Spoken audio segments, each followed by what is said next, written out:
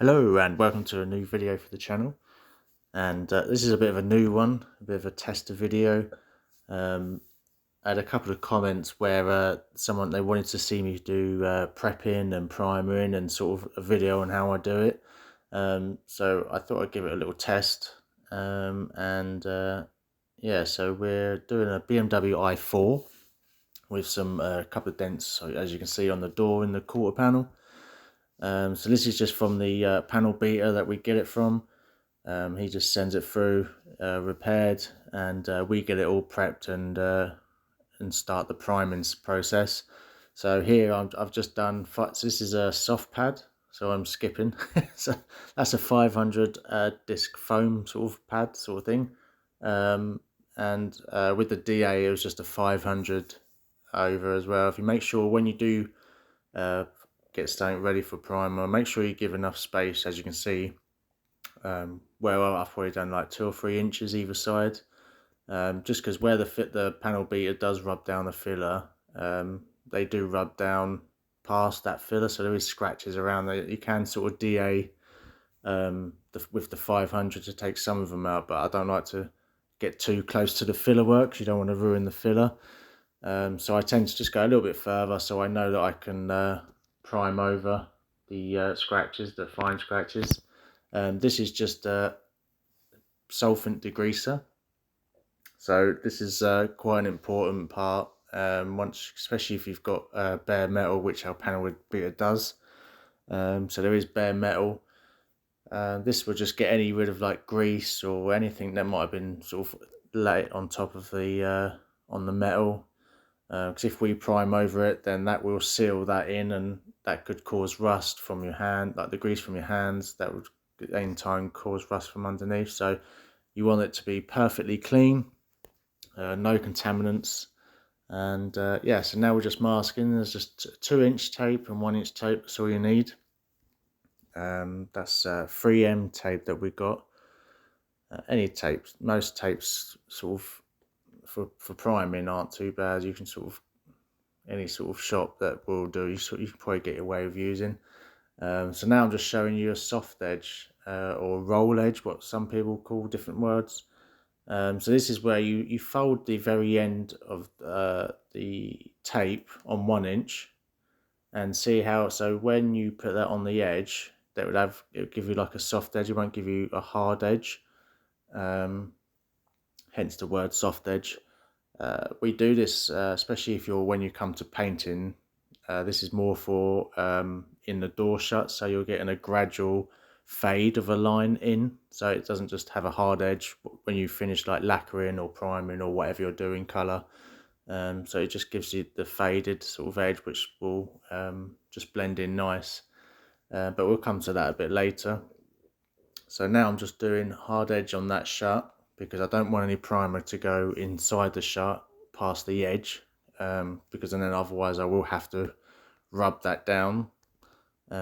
So we tend to keep that on the edge. On the arch just here is called back masking. So you literally just mask it from the back, a sticky side on the back of the arch.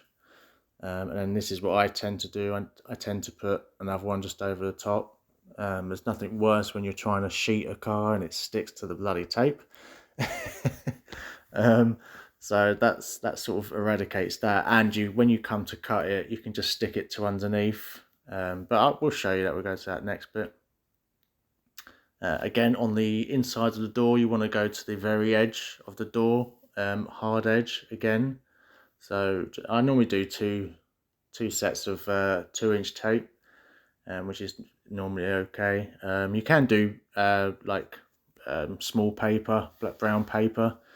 I think it's like 36-inch, I think, brown paper. And you can normally do one of those inside, but for primer and that, then 2's normally been okay. And the bottom of the door here, I've had to back mask again, same as on the arch. And then on the inside here, I will do the same again. It's more important, especially on inside panels and things. You don't want any primer or overspray to go in.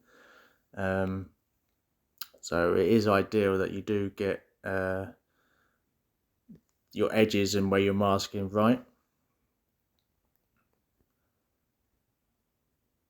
And here I'm just soft edging again. I mean, so where I'm soft edging, I'm not going to go anywhere near those lines. It is just a safety precaution. If I don't know, somehow I slip and go right to the edge, or if I go, yeah, it's it's like a safety thing, I suppose, a backup.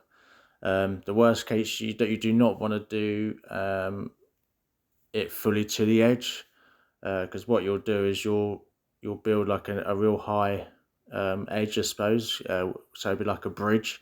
So when you unmask it and then you try and get rid of that primer line, you won't actually be able to get rid of it unless it's a very slight one. Then you'll be all fine. But if it's quite a nasty, big one, then you would actually bruise it, what they call. So you actually, once you've painted it, you would feel like a lump, or you'll see like a lump. So it's always best to make sure you give yourself plenty of space, and yeah, just yeah, don't stress yourself with trying to squeeze it too tight. Unless you have to, then you sort of play around with the gun to try and work to that space. But yeah, more space is best.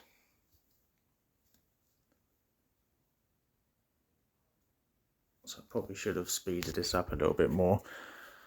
Sorry if this is dragging on. Feel free to skip through the video. So again, that was just a hard mask, and then two sets of tape inside the door. So this is just a 5 meter sheet we use. This is 3M as well. Most of our products for paint work is normally 3M, and this is just a sheet cutter. Some people, we got a guy at work who likes to rip it. I find it easier just with a cutter. It just cuts. So you can get, and what I like with cutting is I can get close to the tape, so I know there's not going to be like rips, or if I've over pulled it, or so I know where it's gonna, the gaps are, sort of thing. So yeah, so you just now you just tape the sheets as on top of the masking lines that you've done. Whenever I'm sheeting up, I tend to, if you don't have it, or if you run out of 2-inch tape, I always tend to always sheet up cars with 2-inch tape. It's more like a safety net, really, just so I know there's no overspray. Because if you do 1-inch, you might not get the full sheet to the paper, and there might be a gap. So this is etch primer from an aerosol. So whenever you're primering over bare metal, you must always spray some etch. You can do it you can get it in different forms. You can get it in aerosol, which I'm using here, and you can get you can do it in like 1K tins, solvent tins for a gun. But this is really important to do, because this will bite into the metal, and this will sort of help the primer bind to the metal, or sort of bind to the car, so it won't give any problems. Because if you go over straight over metal, it can sort of not really attach to it well. So it's always best to just go to the guidelines and put etch and on your metals. So here I've mixed a coloured primer. So this is just where it's a dark colour on the car. Obviously I've gone sort of a black, and I'm going quite slow, but when I'm priming, I'm going, if you can see, I'm going right just to the edge of each repair on the first layer. So I'm not going far, I'm just going where the actual repair is. So that will give one nice full coat on the actual repair itself. Because if you keep priming in the exact same place, you can sort of have like a build up, like I said, with the edge, and then you'll have like a lump of primer as such, and that would be quite hard to block out once when you come to prepping, sorry. And it just makes it more harder work for you trying to prep. So this is a second coat. So the second coat, I always go a bit further. So each coat go a bit further. And then what you're doing is you're gradually fading out that edge as such, so you're not getting a really high build. And yeah, less risk of it. I did go a little bit closer, but that is okay. That's not gonna cause any problems. It's when you actually go up to the line, that's where you can get your problem. So yeah, hopefully I'm explaining it okay. So we normally do, this is a Standox primer, just a 2K one, and it's just 2 coats. It's a fast dry one, so it probably takes about 10 minutes on a heat lamp. This is 320, so I always block with 320. I find it's coarse enough to cut through the primer, but it's not too coarse to sort of completely rip through it and give you problems. So this is a good way of rubbing. Sorry. So where I'm rubbing, I'm not going in one direction. I'm trying to go sideways and go to the shape of the panel. Always try and go to the shape of the panel. I always try and normally get my lines so I know where my line is. If you've got like a swage or a curve, sometimes you can do, which I've done sometimes. If it's a really sharp line, I'd normally do like I tape the line on one side and then I'll block that side and then swap it over and tape again. It's sort of hard because you don't want to take that line away, because once you've painted it, when you come to paint it, that line will show up, especially on like silvers and that. But yeah, so here I'm just sort of going with the panel, not going against it, because where it's like an inner curve, the back door. So if I was to go sort of horizontal, I could put like like a train track through that bottom section. So it is best to always go with the panel with that sort of direction, and well, different directions, but the way the panel sort of flows. You can get different shaped blocks. I actually I do have a curved one, but I'm sort of looking to get a new set of blocks actually, because I don't have any sort of inner folding ones and that. So yeah, you can use different shapes for like the curves and that, but I've done it. You find once you've done it for so long, you can sort of use your flat block for sort of most of the shapes of the cars. And yeah, so I just worked to the lines, made sure my lines were good. Keep checking with your hand, make sure your primer edges are good. And now I've got, this is a 500 disc on a soft pad, so it's like a foam pad, maybe sort of 8mm pad. This is a guide coat, so all it is like a black powder. But if you don't have this, then I used to use like an aerosol, like satin black or something like that, just spray like that. It is just a guide coat. It's so you know how much, if you've actually rubbed all your primer out. You can do it without with some primers, because you get some primers that go on one color, and as soon as you start rubbing it, it changes color. So you can see they're quite cool, but I've never actually used that anywhere.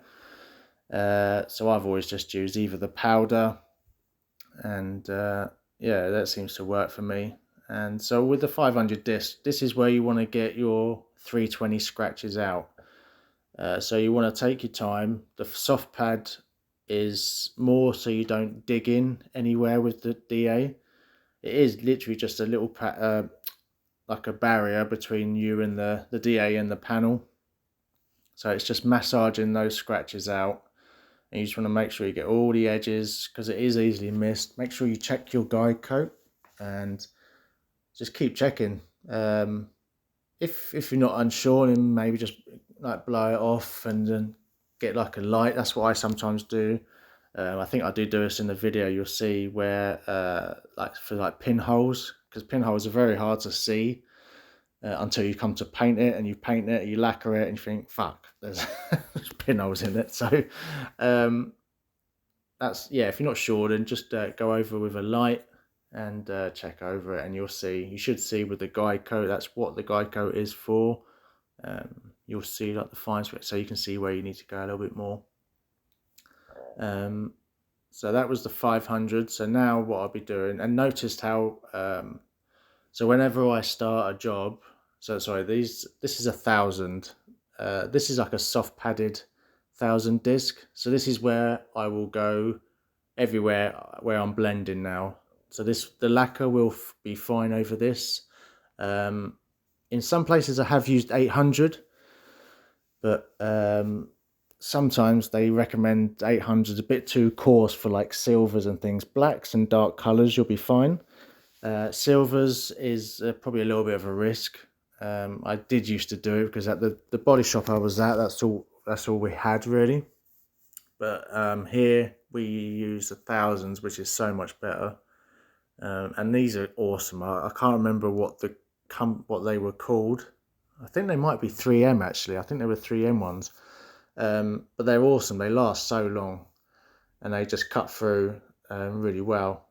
So yeah, so what I was getting back to was, so before you start a job, before you start prepping it, after you've primed it and things, and you're going to start prepping the actual panels, and always mask off around the edges. I was taught this at one of my last places, like it's sort of drowned into to do it, and it's actually I always do it now just so it covers me. So when I do like around the edges, so you can DA up to the edge, you don't have to worry about scratching the next panel, or like the rear light wasn't taken out, so I didn't want to catch that. So it's always best just a safety, and especially around like rear windows, they have like the rubbers, because once you've scratched them, they either need to be replaced, or it's a pain in the ass to try and repair them, or things like that. So, and it takes 5 minutes to just quickly 1-inch tape, just mask around where you're going. It hasn't got to be like the perfect masking. It covers the edge, and yeah, you don't sort of catch the next panel, because otherwise you have to start polishing it, or possibly if you break through, then you might have to paint it, and it is, yeah. So yeah, always try and prevent more work, because it's hard enough as it is to get right. The last thing you need is more work. And so now I'm just literally just making sure everything's 1,000. There's no shiny bits. Okay, so this is what I showed you was grey Scotch. This was 3M grey Scotch as well. So they do a red and a grey.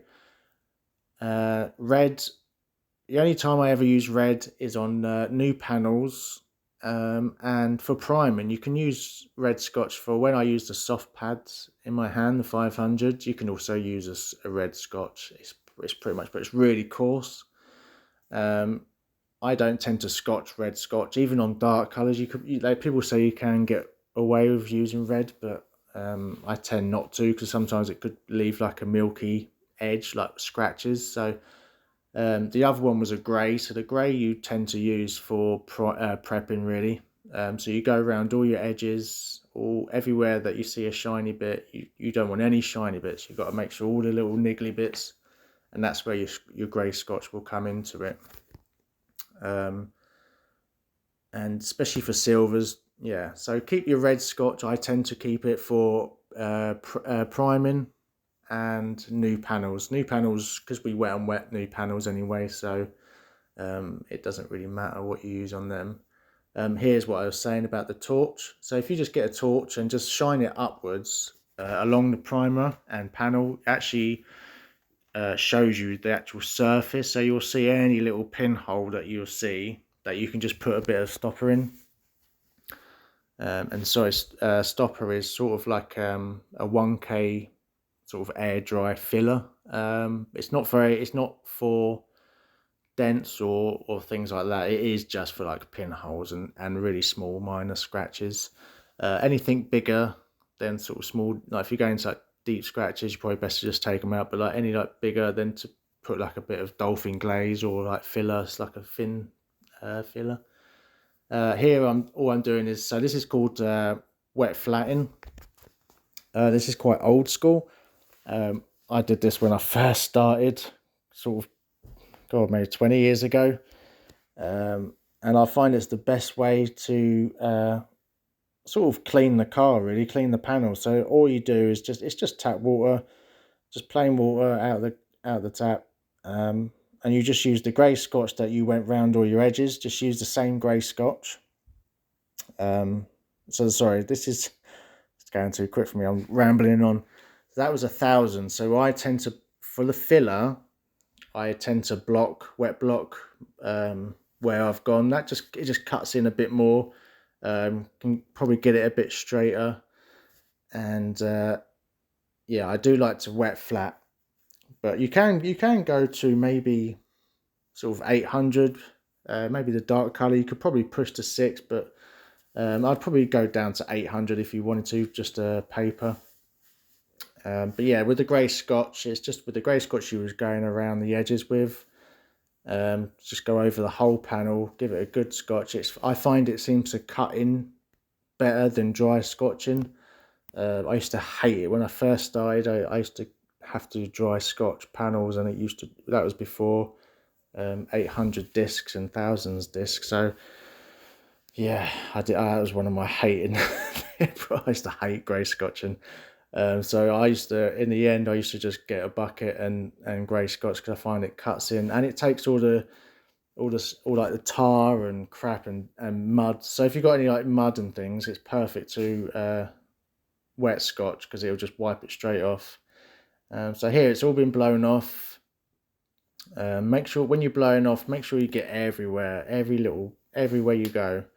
This is again just solvent degreaser, and yeah, so it's pretty much you just soak it up. This one's quite a dry one. Sorry, dry one, a quick one.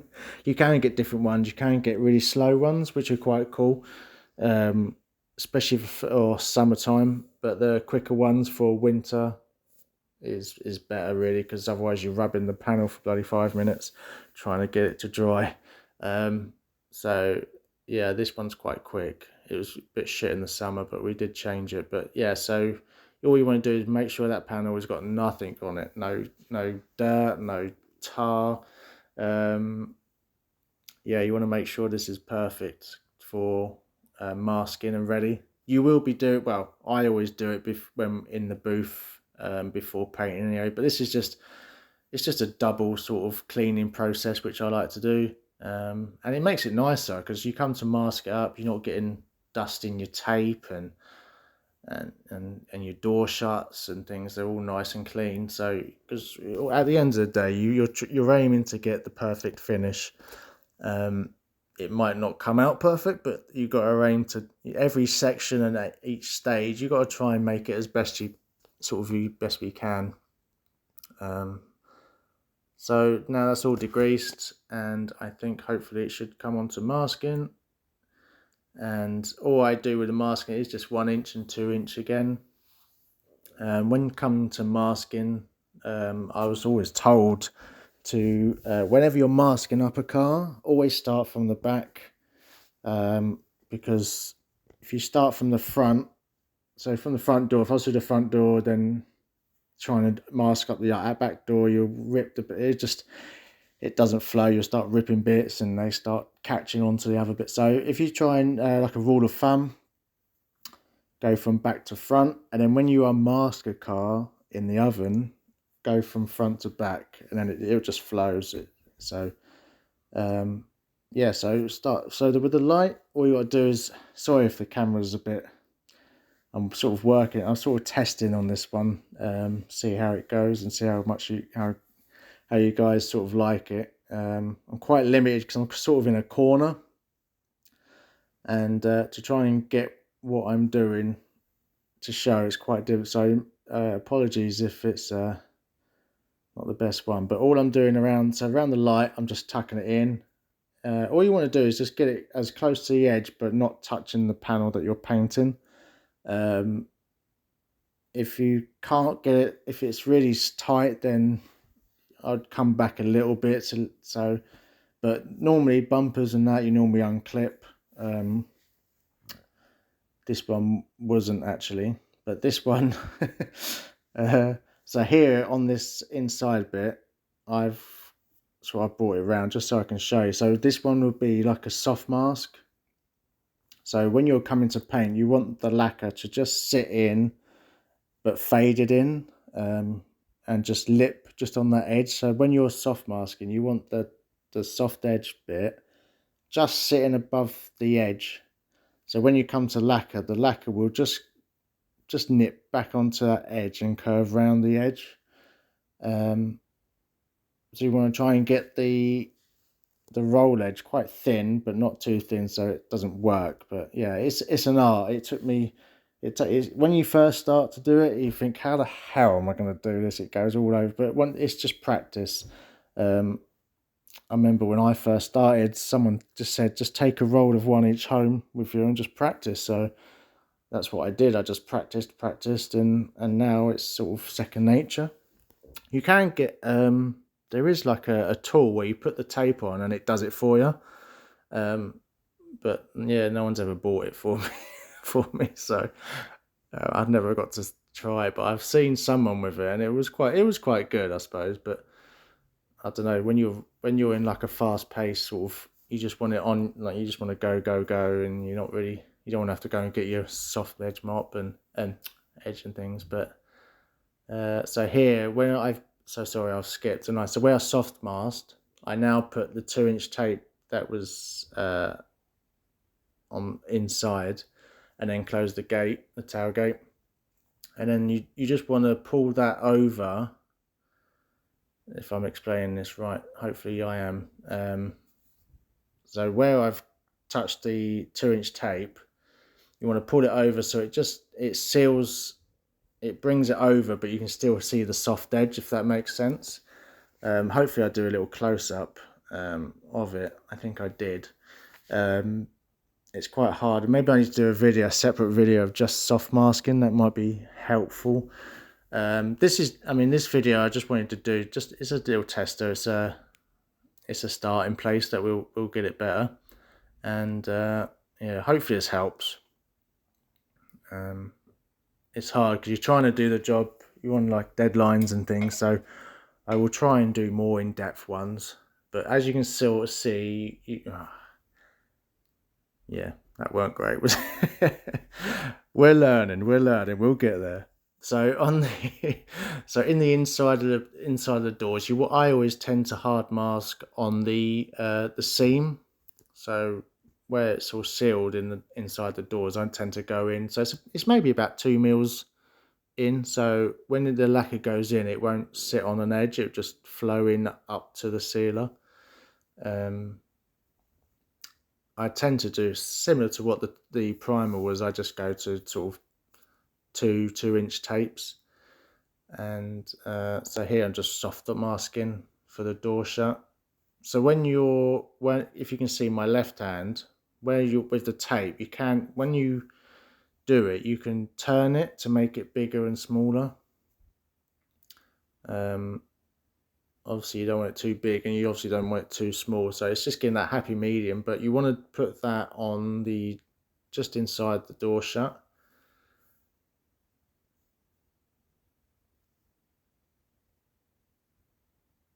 So then that will give you a nice edge when you come to lacquer, and well, hopefully a non-detectable edge. So when someone looks in it, they can't tell. The aim of painting is to make it look like you haven't been there. You want to try and make it as sort of original as you possibly can, as into sort of mask where no one will see an edge, and just little things. That's what sort of makes a good job into a sort of a real perfect job, if you can't see where you've been and things like that. So here on the arch, again, just back masking. So this will stop any dirt coming from under the wheel. Obviously make sure you clean underneath before you tape in. We normally get our cars pre-cleaned. They normally come pre-washed in, so it gets all the dirt and crap out from under the arches anyway, normally. So yeah, if not, then just water degreaser would be good, and solvent degreaser. I'd probably do both, because you can get one with the dirt and one with the tar. Yeah, so yeah, at the bottom of the door, just back masking. it's not much different from the priming stage of masking, but with painting, obviously, it's a bit more sort of skill to it, I suppose. You just got to make sure you're covering every gap, and because you don't want overspray inside the door shuts or going on the windows or things like that. So you try and minimalise as much as you can. Sometimes you can't help it. Sometimes I've been moaned at, oh bloody hell, if it's gone through like the handle holes and things like that. Yeah, the valeters don't like it. So you get a bit of a moan, but you try your best. You try and get as much protected. So on the top of the doors, because where there's normally like a window trim, obviously this is all taken off. So I always tend to go back mask it off the back of the top of the door, if that makes sense. And then again, just put tape over the top so it's not just bare sticky tape, because when you come to sheet, you don't want it sticking everywhere. Some people do this different. Sometimes I've seen some people do where they tape a hard edge on the top. I found sometimes, not all the time, but sometimes where you're lacquering, you're sort of bridging over that sort of tape. So when you come to unmask it, especially if you put it too quickly, you could actually pull part of the lacquer off the panel as well. So I tend not to risk it and just back mask it. Then you don't get any problems. You can just pull it off and it's all good. Yeah, so again, in the front door is just a hard mask on the seam line again, and yeah, just 2 again. There I'm just putting a bit inside the where the light goes, because it's sort of a gap between the wing and the door. And then underneath I'm doing back masking again. Sorry, I hope I am explaining this well. I thought, yeah, I'll be able to explain it. That'll be fine. I'll just chat away. But it's harder explaining than when you're actually. It's hard because I think, oh yeah, it'd be quite simple. Like it's quite explained. Like it's quite easy and clear. But I think I might need to tamper with the camera angles and maybe go a bit closer, really, and stop and yeah. So that's a little tip there. So that was just a spreader card, just to make sure, because where we have the window and the panel, it's quite hard to get behind sometimes. So you just poke that and actually push down the tape for you. On the side, to where the wing and the door is, I tend to just get a 2-inch tape and just slide it through the gap. So it actually acts as like a barrier, like a wall. If you put it at an angle, then that will stop the lacquer going through to the actual wing.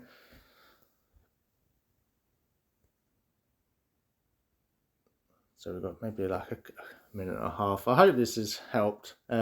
I've been thinking of doing this sort of video before, but I'm sort of trying to find the right time and the job to do it as well, really. So I hope this has helped.